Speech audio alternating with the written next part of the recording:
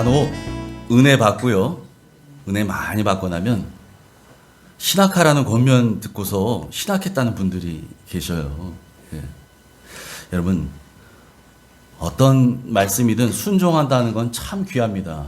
그런데 그 말씀이, 그 권면이 정말 하나님의 뜻이 맞나? 이런 건 한번 점검해 볼 필요가 있어요. 예. 여러분, 김남준 목사님이 쓰신 책 중에 자네 정말 그 길을 가려나? 라는 제목의 책이 있어요. 제가 책을 다 소개하려는 건 아니고요. 그 책에 보면 이와 같이 하나님의 부르심을 받았다는 사람들, 그래서 뭐 나는 목회자의 길을 갑니다, 신학합니다, 이런 경우에 점검해 보라는 거죠. 점검해 보라는 거예요. 여러분, 우리가 하나님의 음성을 듣는 방법에 대해서 예수님의 사람 제자 훈련에서 우리 배웠는데, 하나님의 음성을 분별하는 방법도 최소한 3가지 정도는 해야 됩니다. 무엇보다 중요한 것은 말씀이 나에게 뭐라고 말씀하시는가, 또 내 안에 분명한 확신이 서는가, 또 주위에 함께 믿음 생활하는 성도들은 나에게 뭐라고 기도 응답을 해주는가, 이런 것들이 종합적으로 맞아져야 되거든요. 안 그러면 하나님 음성이라고 생각했는데 이게 내 생각일 수도 있고요. 더 나아가서는 이게 사탄의 음성인 경우도 있어요. 마귀의 음성. 마귀는 거짓의 영이거든요. 참말처럼 얘기하는데 사실은 거짓이에요. 마귀가 얘기하는 거죠. 그리고 그렇지 않은 경우는 정말 이제 성령의 음성인 거죠. 여러분, 하나님의 음성 분별할 때도 그렇게 최소한 3단계는 걸쳐야 되는데, 주의 종의 길을 간다. 이거 그냥 하면 안 됩니다. 이거 분명히 점검해야 된다는 거죠. 그 책에서 김남준 목사님이 그런 얘기를 하셔요. 그래서 확신이 딱 서게 되면 그때부터는 목회자로서의 태도, 또 자세, 생각, 이런 모든 것들이 어떻게 바뀌어야 되는지에 대해서 아주 구구절절히 목사님의 경험을 통해서 쭉 서술한 그런 책입니다. 제가 신학하기 전에 그 책을 읽은 건 아니고요. 사실은 신대원 다니는 중에 제가 그 책을 알게 됐어요. 그래서 제가 이렇게 쭉 보면서 은혜를 많이 받았는데, 목회자의 길을 준비하는 사람들의 필독서가 아닌가 생각해요. 자네 정말 그 길을 가려나. 제가 부교육자 사역할 때요, 섬기던 교회에 고3 친구들이 한 해에 몇 친구가 신학교 가겠다고 했던 적이 있었어요. 물론 제가 그 중고등부를 담당하는 사역자는 아니었는데, 참 하부서를 담당했는데, 근데 같이 이제 교제하다 보니까 이제 그런 얘기를 같이 듣게 됐던 거죠. 신학교를 가겠대요, 고3 아이들이요. 귀하죠. 귀합니다. 근데 제가 그 아이들에게 뭐라고 얘기했냐면, 한 번 더 생각해보고 기도해봐라. 그 교회에서 유일하게 신학교 간다는 거 만류했던 사람이 저 하나예요. 그 아이들에게. 야, 뭐 목사가 신학교 간다는 거 알렸다고? 이상한 사람 아닌가? 하나님의 뜻이 분명한지 점검해봐야 되는 거예요. 막 기분의 감정이 이렇게 가능한. 이 아이들이 여름 수련회 때 막 은혜를 받았어요. 집회 가서, 어떤 집회 가서. 그리고 나서 결정을 막 하더라고요. 신학하겠다고. 기분의 감정에 할 수 있는 게 아니거든요, 신학이.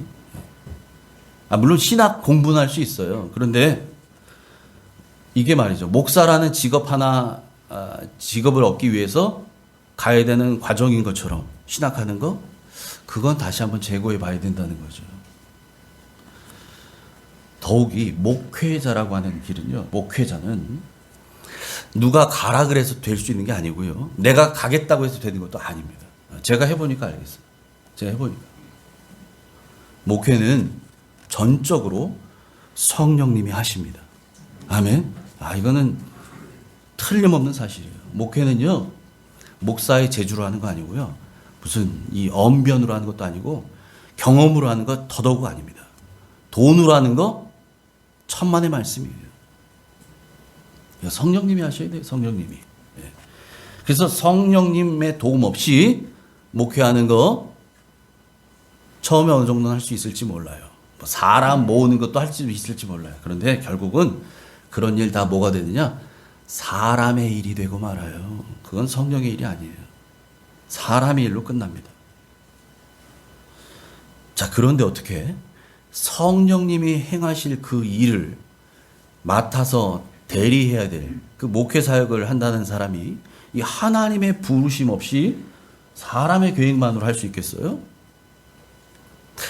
목회자로 하나님께서 부르셨다면 그래서 더더욱 검증하는 과정이 필수적으로 있어야 됩니다. 저에게도 하나님께서 여러 번의 부르심이 있었어요, 사실. 여러 번이 있었어요. 근데 제가 그때마다 하나님 맞습니다. 아멘입니다. 제가 그 길 가겠습니다. 저 이렇게 하지 않았고요. 못 들은 채도 했고 듣고도 지금은 아닌 것 같은데요. 이러기도 했어요. 제가 순종하지 않았어요. 왜냐하면 제 인생 계획은요. 흔히 얘기하는 11조 많이 내는 장로님 되는 거였거든요. 제 인생의 계획은 이 얘기는 뭐예요? 돈 많이 벌어보고 싶고요. 그래서 그걸로 나누고 베풀고 이렇게 좀 살면서 보란듯이 살면서 저도 인정받고 교회에서 뭐 집사님으로 장로님으로 그렇게 살고 싶었다고요. 저도요. 그런데 여러분 우리 주님의 계획은 제 계획과 다르더라고요. 달라요. 그래서 결국 제가 주님께 항복했어요. 두 손 들었어요. 아니 제가 말 안 듣니까요. 주님께서 두 손 들게 만드셔요. 이게 성령의 역사입니다. 꼼짝 못하게 하셔요. 제가 두 손 두 발 다 들게 하시더라고요. 그렇게 해서 제가 신대원에 신학대학원 들어갔어요. 그때 나이가 제가 44살입니다. 44살에 신대원 들어가가지고 신학 과정 마치고 그 학교만 마친다고 바로 뭐가 돼요? 또 훈련이 필요하잖아요. 전도사, 강도사, 목사 안수 받고 목사 안수 받는다고 뭐 갑자기 짠하고 뭐가 되는 건가요? 뭐가 이렇게 저를 위해서 뭐가 기다려지고 있나요? 그런 거 아무것도 없어요. 아무것도. 그런 상태에서 제가 들어갔는데 저는 뭘 하겠다고 들어간 것도 아니었어요. 제가 목회하겠습니다. 뭐 하겠습니다. 이러고 사실 들어간 것도 아니었어요. 선교를 나가라면 나가고 목회를 하라면 하고 저는 그냥 그런 마음으로 들어갔어요. 들어가서 정신 차리고 가만히 생각해 보니까 이 나이에 시작해서 목사 되고 어쩌고저쩌고 나이 50에 목사 돼가지고 그 뒤에 뭐 얼마나 할 수 있을까? 이 생각이 제가 번뜩 드는 거예요. 그래서 하나님 기도했어요. 하나님, 제가 지금 이 나이에 신학을 시작했습니다. 그리고 나이 50에 목사 되고 어쩌고저쩌고 해서 그때 제가 무슨 사역을 할 수 있을까요? 이런 기도를 하나님께 했어요. 그때 하나님께서 저에게 주신 응답이 이거였습니다. 로마서 11장 29절 같이 읽습니다. 시작. 하나님의 은사와 부르심에는 후회하심이 없느니라. 아멘. 하나님의 은사와 부르심에는 후회하심이 없다고 말씀하셔요. 여러분, 부르신 하나님이 후회하지 않으신다는데 제가 뭐라고 투덜거리겠어요, 하나님 앞에. 아니, 하나님이 후회하지 않으신대요, 저를. 저는 하나님, 나이 먹어서 제가 뭘 할 수 있어요? 이러고 투덜거렸는데, 정작 하나님은 후회하지 않으신대요. 지금 나를, 하나님이 너를 부른 걸 내가 후회하지 않는다. 하나님께서 부르신 그 하나님이 그 나이가 50이든 60이든 70이든 내가 그때 너를 쓰시겠다라고 하시는데 제가 그 하나님 앞에서 무슨 핑계를 대겠어요? 하나님 저 나이 많아요. 하나님 저 뭐 가진 게 없어요. 하나님 저 뭐 체력이 안 돼요. 이건 나의 인간적인 핑계잖아요. 마치 하나님의 산 호렙에서 불꽃 이 떨기나무 불꽃 가운데서 모세를 부르셨던 하나님께서 모세에게 가라, 바로에게 가라 라고 하셨을 때 바로가 아멘 하고 가든가요? 아니에요. 하나님, 저는 제가 뭐라고 가서 얘기합니까? 제가 누구한테 얘기 들었다고 봐요? 나는 여호와니라. I am who I am. 난 스스로 있는 자다. 스스로 있는 여호와께서 너를 보냈다라고 말하라. 잘 들었는데요, 하나님. 그런데 제가 간다 그래서 바로가 말을 듣겠습니까? 네 손에 들린 지팡이를 통해서 내가 함께하겠다. 그래요? 근데 하나님, 제가 말할 줄 모르거든요. 제가 40살에 애굽에서 도망쳐 나와가지고 올해 80인데 40년을 광야에서 저희 장인어른 양치고 있었거든요. 여러분, 말도요 계속 하던 사람이 말이 늘지 40년 동안 양치면서 주로 이게 업이 그거예요. 양들하고 무슨 대화를 하겠어요, 모세가. 양들 앞에서. 그러니 점점 말주변이 없어져요. 그리고 우리 어르신들 연세 점점 많아지면 내가 이렇게 말이 왜 이러나 어눌해지나 이렇게 말씀하시는 분도 계시잖아요. 나이 80이에요. 내 말이 이제 어눌합니다. 내가 네 형 아론을 네 입으로 붙이겠노라. 여러분, 하나님 앞에 5번이나 핑계를 대요. 그때마다 하나님께서 하나하나 방법을 말씀해 주셔요. 여러분, 하나님이 쓰시겠다고 하시면 우리는 그저 순종만 하는 게 복인 줄 믿습니다. 그럼 하나님이 하시는 거예요. 하나님이 정말 하신다면 하나님이 하시는 거예요. 여러분, 그래서 우리가 순종할 때요, 우리가 그 말씀에 순종할 때 우리는 하나님의 능력을 보게 되는 줄 믿습니다. 하나님의 능력을 보길 원하세요? 하나님의 능력을 경험하길 원하세요? 순종하세요. 순종하세요. 그러면 봐요. 그럼 경험할 수 있어요. 지식으로만, 지혜로만, 성경 공부 시간에 들었던 이 말씀의 능력을요, 우리의 삶 가운데 경험하고 싶으면 여러분 순종하세요. 무슨 말씀이든지 순종하세요. 예? 핑계대지 마시고. 그러면 하나님의 능력을 보게 될 것입니다. 여러분, 이런 부르심을 소명이라고 해요. 소명.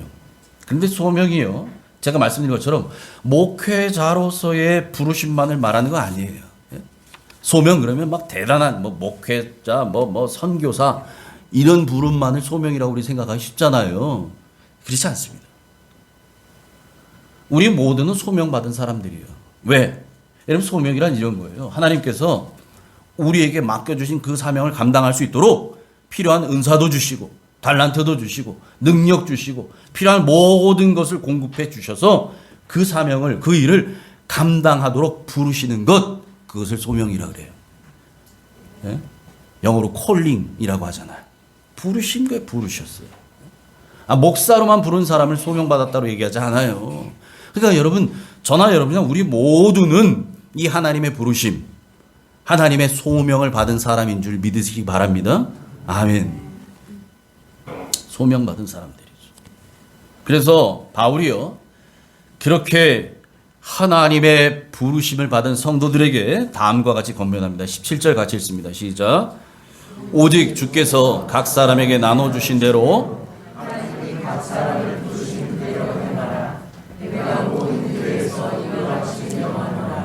아멘, 아멘. 하나님께서, 주께서 각 사람에게 나눠주신 대로 무엇을 나눠주셨어요? 은사를 나눠주셨어요. 은사. 그러니까 다시 말하면 하나님께 받은 은사대로 하나님이 부르신 그 부르심 그대로 행하라는 거예요. 행하라. 여기에서 하나님이 각 사람을 부르신 그대로 행하라라는 말이요, 은혜 받았다고 갑자기 내 직업 바꾸거나 갑자기 내 상황 바꾸려 하지 말란 뜻이에요. 우리가 부르심 받았던 그 삶의 자리, 그 자리에서 부름 받은 사람답게 살아가라, 그런 뜻이에요.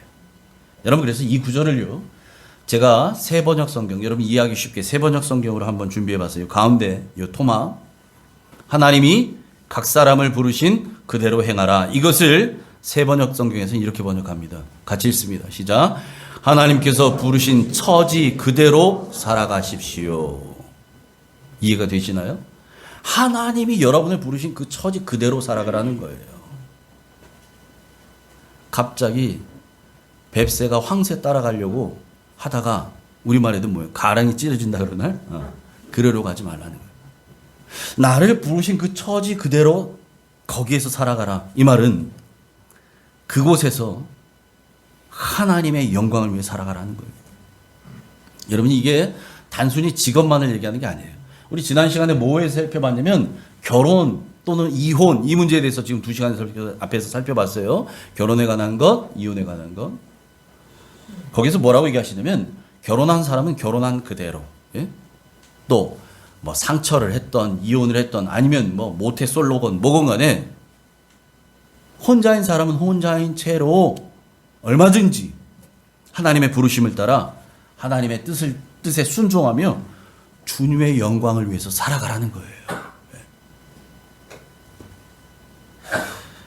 바라기는 오늘 예배 자리에 나오신 여러분 모두는 이처럼 하나님께 소명받은 사람답게 하나님의 뜻에 따라 순종하며 주의 영광을 위해 살아가는 모두가 되시길 축복합니다. 아멘. 이 당시에 바울이 고린도 서신을 쓰던 이 당시에 고린도 교회를 비롯해서 이방 교회들, 사도 바울이 전도여행을 다니면서 교회들을 쭉 세워놨잖아요. 개척했잖아요. 그 이방 교회들이 가지고 있었던 대표적인 문제가 두 가지가 있었어요. 대표적인 문제. 이건 여러 가지 서신서에 다 언급된 내용인데 첫 번째가 어떤 거냐면 할례 문제. 유대인 출신의 유대교 출신. 나는 유대인이었어요. 그리고 유대교를 믿었어요. 나면서부터. 우리 아버지도 유대교고 뭐 할아버지도 유대교, 다 그냥 유대교니까 집안이.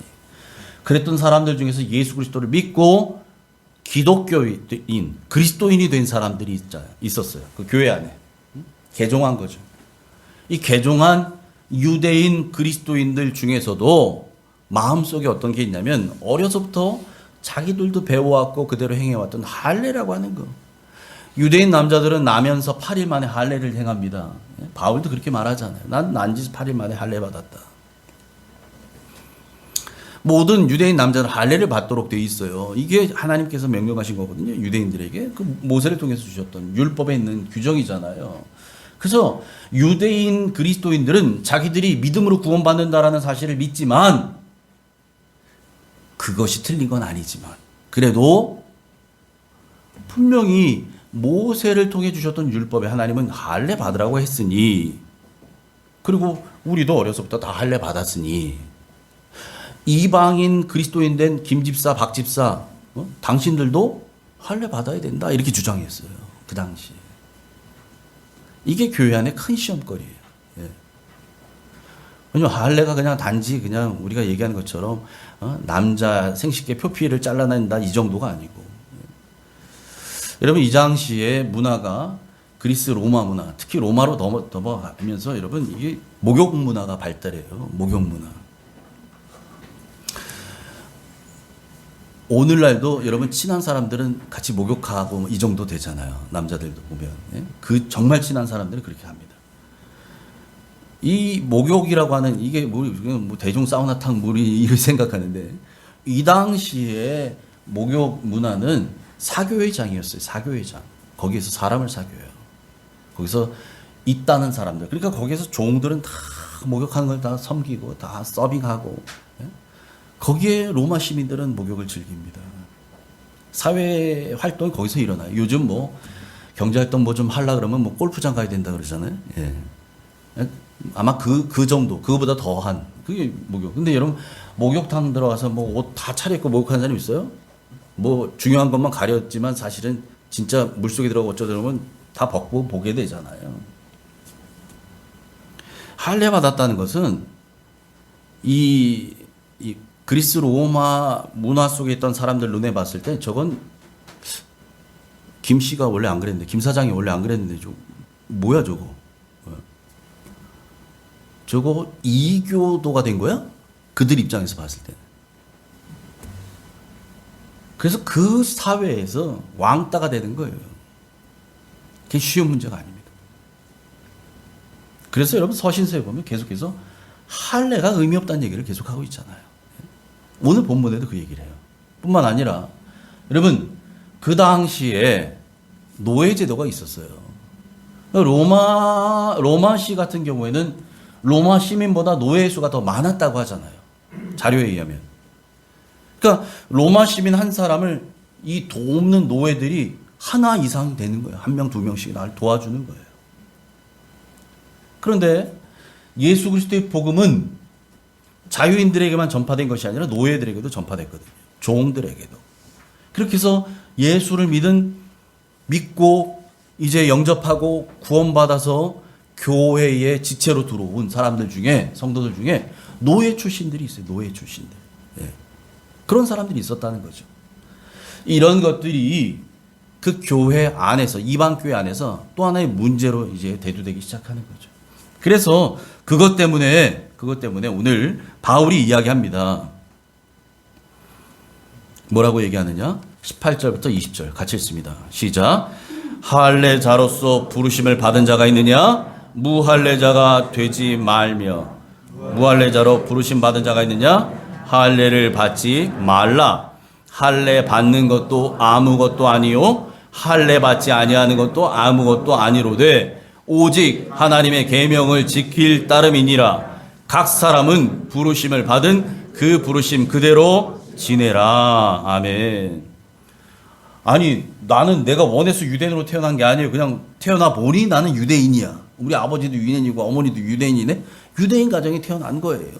이렇게 태어난 사람은 나면서부터 난 지 8일 됐는데 걔가 무슨 의지가 있어 부모가 시키면 하는 거지. 그렇게 해서 할례를 받았다. 그렇게 할례를 받은 사람이, 할례 받은 유대인이 예수를 믿고 그리스도인이 되었다. 그렇다면 할례 받은 채 그냥 살라는 거예요. 예. 그거 뭐 할례를 없애려고 할 것도 아니고 그대로 살아라. 반대로 유대인으로, 이방인으로 태어난 가정에, 이방인 가정에 태어난 아이가 있고 그렇게 자라서 난 이방인이에요. 기독교인으로 봤을 때, 유대인으로 봤을 때는. 그런데 이방인이면서 내가 복음을 들었네, 예수를 믿었네, 구원받았어요. 그래서 이제 나는 교회의 일원이 됐어요. 이런 사람은 할례 받지 말라는 거예요. 무할례자, 이방인으로 부르심 받은 자가 있는 자 할례 받지 말아라 라고 얘기하잖아요. 왜 그렇게 얘기합니까? 할례 받는 거 아무것도 아니다. 할례 받지 않는 것도 아무것도 아니다. 이런 얘기예요. 할례는 한마디로 말해서 구원과 아무 상관없다는 얘기예요. 할례 받고 안 받고가 구원 받고 안 받고의 문제가 아니라는 거예요. 유대인들은 여기에 집착하고 있었거든요. 예. 할례 받아야만 된다. 그래야 하나님 백성이란 이게 표징인데, 야 어떻게 할례 안 받고 네가 하나님 백성이라고 구원받은 자라고 천국 가는 자라고 네가 말할 수 있느냐? 말도 안 된다 이랬거든요. 근데 바울은 뭐라 그래요? 야야야 그거 아무것도 아니야. 아무것도 아니야. 할례 받든 안 받든 구원과 아무 상관없어. 그러면서 하는 얘기가 뭡니까? 오직 하나님의 계명을 지키라는 거예요. 할례 받고 안 받고 이거에 목숨 걸지 말라는 거예요. 부름받은 사람이라면 말씀대로 순종하며 사는 것, 이게 중요하다는 거죠. 이것이. 그래서 뭐라고 얘기합니까? 20절에 보니까 각 사람은, 모든 성도는 여러분이 부르심을 받은 그 부르심 그대로 지내라는 거예요. 그대로. 예. 할례 받은 사람이 있냐? 그러면 할례 받은 사람, 할례 받은 대로, 안 받은 사람이면 안 받은 대로 그렇게 말씀에 순종하면서 살기만 해라. 이게 중요하다 이 말이에요. 여러분 이 당시에 이 고린도전서가 기록되고 전해졌던 이 당시에 바울의 이런 권면은요, 유대인들에게는 상당히 큰 충격이었어요. 충격이죠, 당연히. 아니 바울 선생님 때문에 우리 교회가 세워졌는데, 그리고 바울 선생님이 이제 떠났는데, 우리가 뭐 그래요. 우리는 예로부터 성경을 가지고 있었고 구약에서 말씀하시는 모세오경 시편 다 우리 가지고 있는데, 그거를 보고 그거대로 배우고 또 그리고 예수님이 우리를 구원해 주셨다는 사실도 다 알고 있는데 다 좋다 이 말이에요. 그런데 아니 할례가 뭐야? 할례가 이거 하나님이 직접 주신 명령이잖아.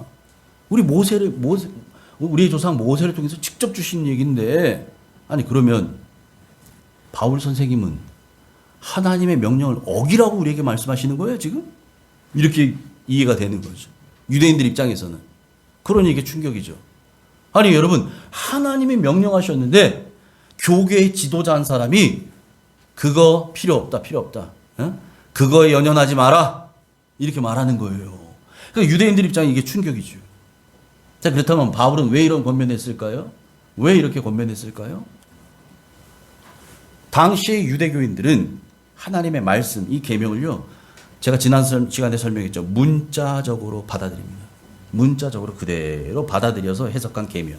그런데 이것을 바울은 그렇게 해석하지 않아요.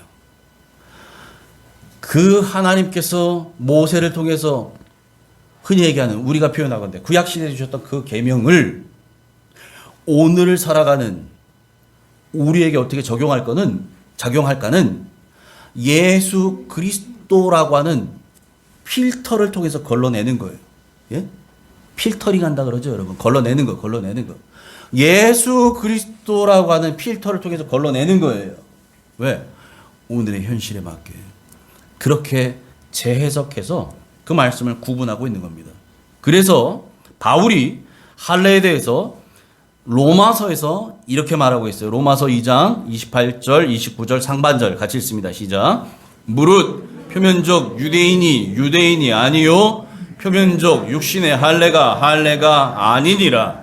오직 이면적 유대인이며 할례는 마음에 할지니 영에 있고 율법 조문에 있지 아니한 것이라. 아멘. 보세요. 할례 문제 이게 왜 언급됐냐? 이게 하나님 백성이냐 아니냐에 대한 증표라고 믿고 있었어요. 하나님 백성이냐. 그러니까 유대인들은 야, 할례 받아야 하나님 백성 되는 거야, 이렇게 믿었는데 바울은 지금 뭐라고 얘기하느냐? 진짜 하나님의 백성은 표면적 유대인, 다시 말해서 혈통적 유대인, 아버지 어머니가 유대인이어서 그 가정에 태어나서 난 지 8일 만에 할례 받은 그 사람이 진짜 하나님 백성 아니라는 거예요. 그것이 하나님 백성 되는 조건 아니라는 거예요. 그것을 하는 게 아니라는 겁니다. 그래서 육신의 할례가 아니라는 거죠. 예. 그럼 뭐냐? 그래서 표현한 게 표면적 유대인의 반대, 겉으로 보여지는 표면적 유대인 말고, 예? 이면적, 이 속, 내면, 우리의 중심, 마음속, 우리의 영혼까지 이 이면적 유대인이 진짜 유대인이라는 거예요. 몸에 드러나게 할례 받은 그 표 갖고 나는 유대인이고 나는 하나님의 백성이다, 이거 아니라는 거죠. 그래서 뭐라고 얘기합니까? 할례는 몸에 하는 게 아니라 마음에 하라는 거예요. 마음에 할지니라. 여러분, 마음으로부터 내가 하나님 백성 되었다는 예수 그리스도의 구원의 은혜로 나는 하나님의 자녀 됐다는 것을 믿고 예수님 모시고 이젠 거듭난 삶을 살되 하나님 말씀에 순종하며 살아가는 것, 하나님 구원받은 하나님 백성답게 살아가는 것, 삶의 현장에서 빛과 소금의 역할 감당하며 살아가는 것, 누가 봐도 예수 믿는 사람처럼 예수 향기 품어내며 사는 것, 여러분, 이게 마음에 할례 받은 사람, 이면적 유대인, 구원받은 하나님의 백성인 줄 믿습니다. 아멘. 여러분, 그래서 지난 시간에도 말한 것처럼 오늘 본문에서도 역시 바울은요, 이 문자적으로 성경을 해석하려는 이 유대인들을 향해서 무엇을 가리키고 있느냐? 율법의 껍데기를 붙들려고 하지 말고 율법의 정신을 붙들어라, 이런 얘기를 하는 거예요. 여러분, 형식에 매인 사람들이 너무 많이 있어요. 이게 바리새적 그리스도인이, 바리새파, 예? 거룩하다는 의미거든요. 원래 취지는 참 좋죠. 그런데 우리는 너희와 달라, 우리는 구별되어 있어, 이러다 보니까 바리새인들은요, 뭔가 보여지는 것, 나타내지는 것, 그럴싸한 것, 이것만 중요시 여겨요. 정신은 쏙 빼놓고, 율법에 정해져 있으니 일주일에 2번 금식하고, 예? 율법의 규정대로 나는 내가 가진 소득의 11조와 각종 헌금과 제사 제도를 확실하게 드리고. 여러분, 그들에게 바울은 껍데기만 붙들지 말고 율법을 주실 때에 말씀을 주실 때에 하나님의 마음, 그 말씀 안에 담겨 있는 우리 하나님의 원래 주셨던 그 의주, 그 정신을 잊지 말아라 라고 얘기하는 거예요. 여러분, 그래서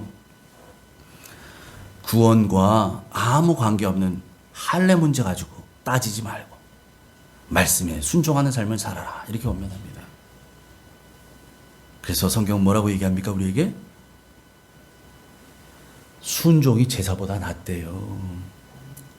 제사라고 하는 형식보다 하나님 말씀에 순종하는 게 낫다는 거예요. 하나님 말씀 듣는 것이 수양의 기름보다 낫다고 얘기합니다. 껍데기 붙들지 말고 그 안에 담겨있는 온전한 정신을 붙드는 저와 여러분 되시길 축복합니다. 아멘.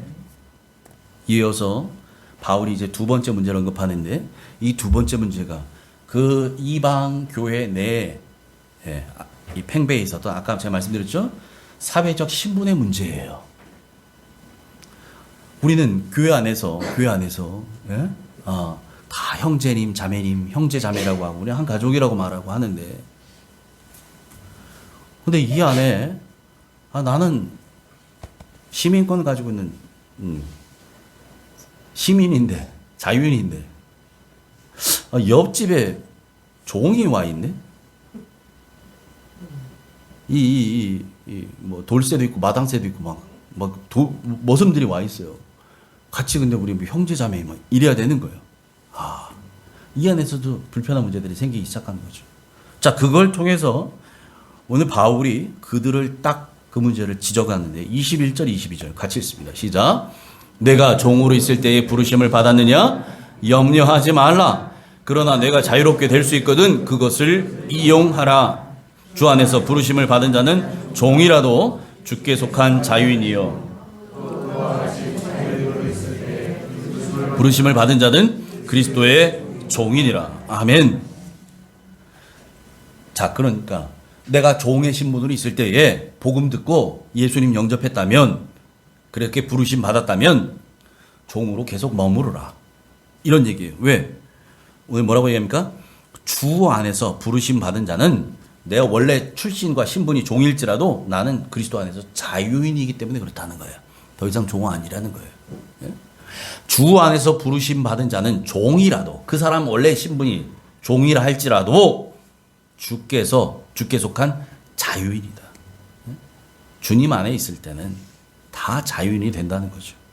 더 이상 죄의 종로로 타는 사람 아니고 주님께서 우리를 자유롭게 하신 그 자유인이라는 거예요. 또 반대로 내가 자유인이면서 복음 듣고 예수님을 영접하고 구원받았다, 그 자유인으로 있을 때 부르심 받은 자라면 그는 그리스도의 종이기도 하다라는 거예요. 역설적인 얘기죠.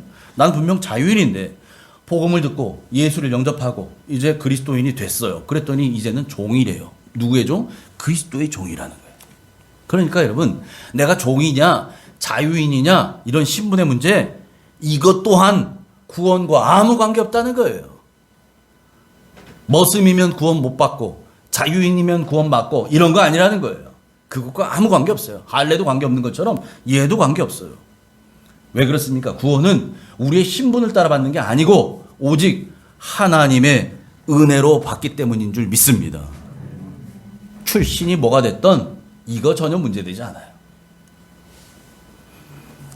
그래서 여러분, 구원받은 우리는 주님께서 주님의 생명값, 그 피값 주고 사신 그리스도의 종들이에요. 우리 모든 그리스도의 종들이며 동시에 그 십자가의 능력으로 사탄의 세력에서부터 해방된 자유인이다라는 사실입니다. 우리는 그리스도의 종이면서 동시에 모든 것을 누릴 수 있는 하나님으로부터 자유를 부여받은 자유인이다라는 사실입니다. 할렐루야.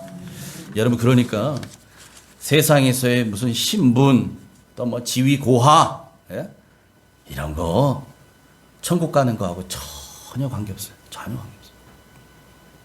뭐 많이 배우고 덜 배우고 큰 집 살고 뭐 작은 집 살고 뭐 재산이 많고 적고 아무 관계 없어요.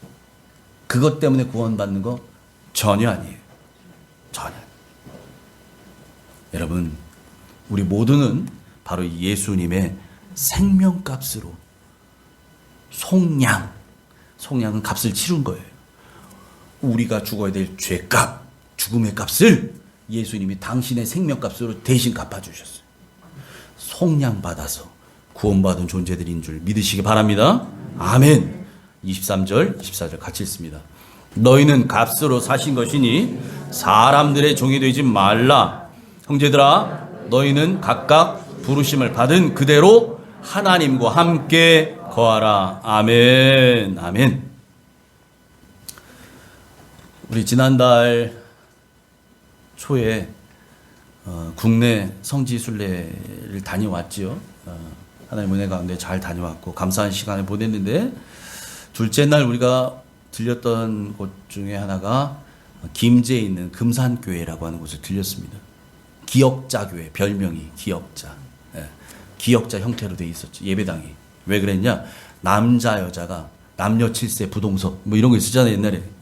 앉는 좌석이 달라요. 남자들 앉는 자리, 여자들 앉는 자리, 서로 얼굴 못 보게 하고, 가운데 강대상 있고. 그래서 기역자 교회인데, 그 금산교회, 이 교회는요, 여러분 가셔서 우리 설명드린 분들은 잘 아시겠지만, 거기에 조덕삼 장로라는 분하고 또 그 장로님 집에 마부로 일하고 있었던 이자익이라는 분, 나중에 이분이 목사가 돼요. 이분으로 인해서 아주 큰 감동을 주는 그런 교회입니다. 그래서 오늘날까지 우리도 다녀온 것처럼 많은 이 그리스도인들이 그 교회를 가서 그분들의 살아가셨던 역사, 모습을 통해서 우리가 은혜도 받고 도전도 받고, 지금도 그렇게 귀한 귀감을 주는 그런 교회인데, 여러분 요즘으로 말하면 어떤 거냐면 이 금산교회라는 곳에 회사 사장님, 대표님하고 말단 부하 직원이 같이 신앙생활하고 있는 거예요. 그 교회 안에. 마부예요, 마부. 말 끌고 말똥 치우고 마부라고. 그렇게 해서 거기서 이제 월급 받으면 사는 거죠. 그런데 여러분, 그 교회 안에서 처음으로 이제 공동의회를 통해서 장로를 선출하는 날이었는데, 장로 선출 후보에 세 사람이 올라갔대요.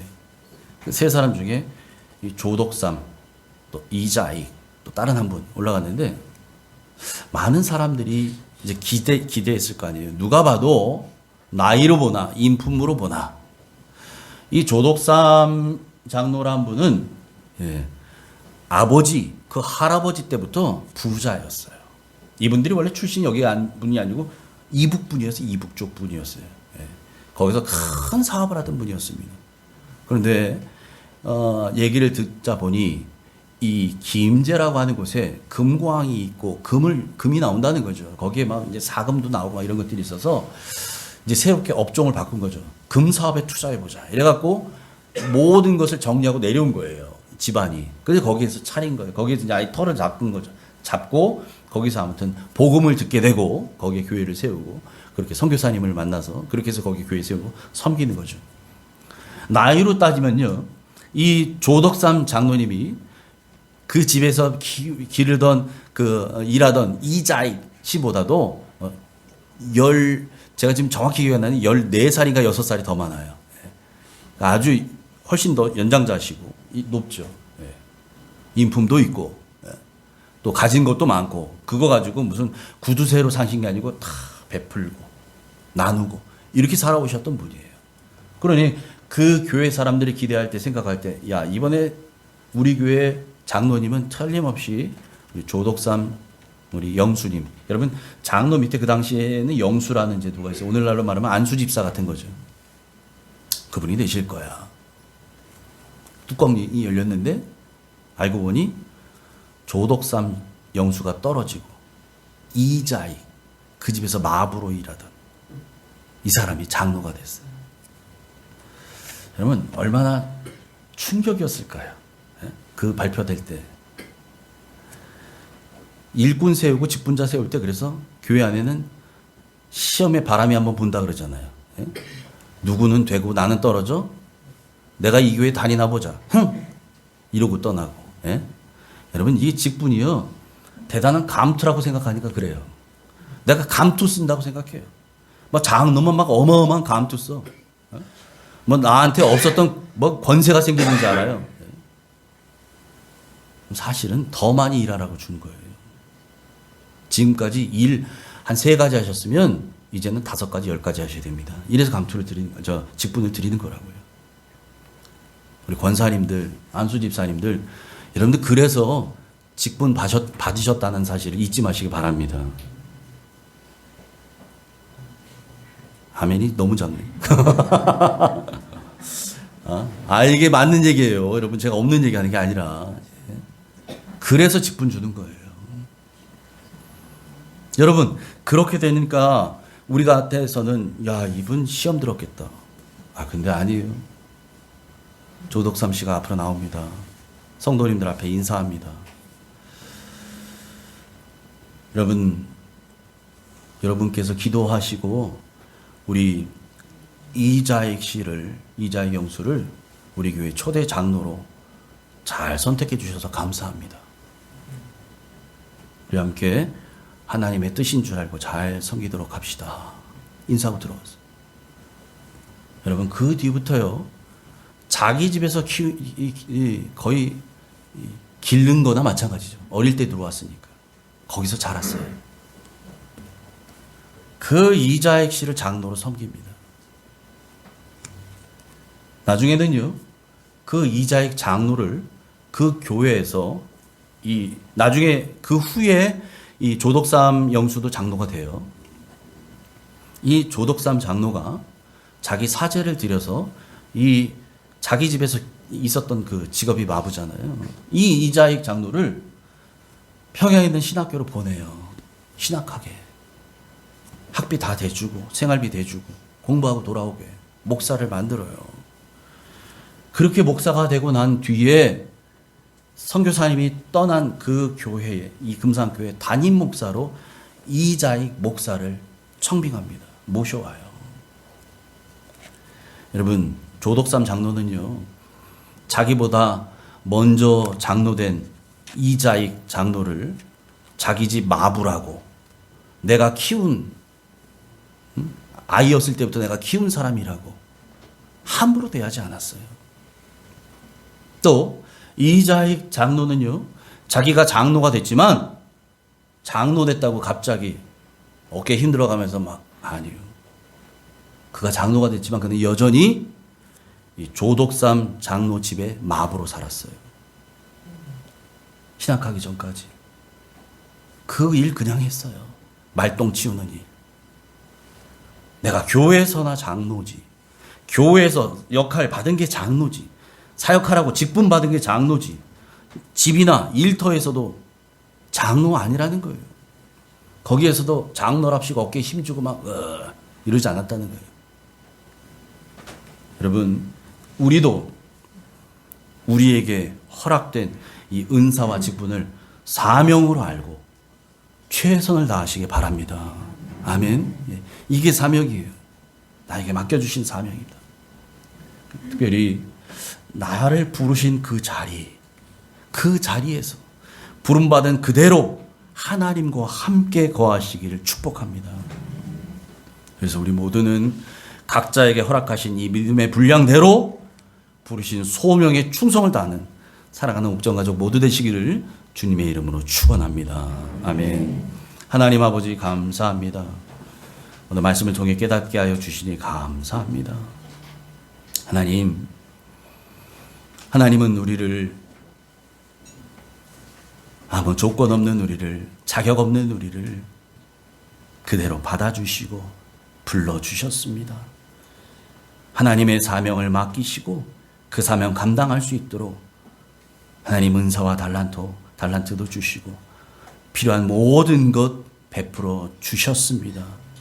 그렇게 우리는 소명받은 사람들인 줄 믿습니다.